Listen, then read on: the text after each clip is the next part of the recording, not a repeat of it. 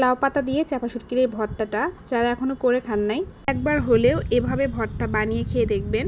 আমার মতো যারা ভর্তা প্রেমী রয়েছেন, এই ভর্তাটা একবার খেয়ে দেখবেন, এর স্বাদ মুখে লেগে থাকবে।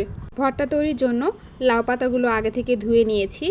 এখানে মোট 5টা পাতা রয়েছে। প্রথমে 2টা পাতা দিয়ে এর মধ্যে 2টা চাপা শুটকি দিয়ে দিলাম, আর উপর দিয়ে আবারও 3টা লাউ পাতা বিছিয়ে দিয়ে দিলাম।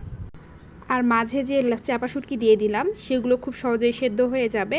উপর দিয়ে কিছু পানি দিয়ে ঢাকনা দিয়ে সেদ্ধ করে নেব। 5 থেকে 7 মিনিট জাল করে নিলেই পাতাগুলো সেদ্ধ হয়ে যাবে। তো পাতাগুলো দেখতেই পাচ্ছেন অনেক নরম হয়ে আসছে। এরপর উপর থেকে 3টা পাতা সরিয়ে চাপা শুটকিগুলো উঠিয়ে নিব। শুটকিগুলো চাইলে এর সঙ্গে ভেঙে নিতে পারেন, তবে একটু কাটা কাটা হওয়ার ভয় রয়েছে।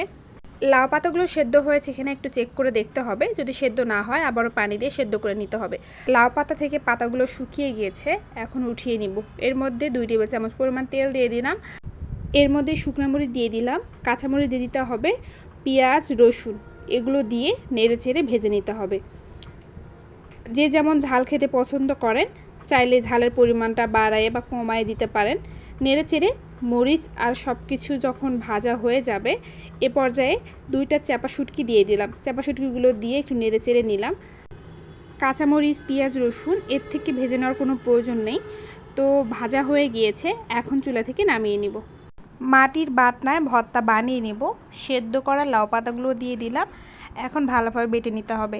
চাইলে আপনারা পাটায় বা যাদের হাতের কাছে অনেক সময় কম রয়েছে ব্লেন্ডারে ব্লেন্ড করে ভর্তা তৈরি করে নিতে পারেন। আর এইদিকে লাউ পাতাগুলো বেটে নেওয়া হয়ে গিয়েছে।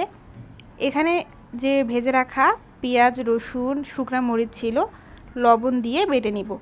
লবণটা অবশ্যই স্বাদ মতো দিবেন। লাউ পাতা ভর্তায় খুব একটা লবণ বেশি হলে ভালো লাগে না, এই জন্য লবণটা অবশ্যই স্বাদ মতো দিতে হবে। আর এইদিকে পেঁয়াজ রসুন কাঁচামরিচ সব কিছু ভালোভাবে বেটে নেওয়া হয়ে গিয়েছে। এখন লাউ পাতার সঙ্গে ভালোভাবে মিশিয়ে নিতে হবে। তবে ঝালটা একটু বেশি হলেই ভালো লাগে, ঝালের পরিমাণটা ঠিক ছিল। এর মধ্যে দিয়ে দিতে হবে ভেজে রাখা যে শুটকিগুলো ছিল সেগুলো। মাথাগুলো বাদ দিয়ে এই শুটকির মাঝের শক্ত যে কাঁটাটা রয়েছে সেইটা ছাড়িয়ে দিতে হবে। আর এই ভর্তাটা একটু বেশি মজা লাগে আমার কাছে।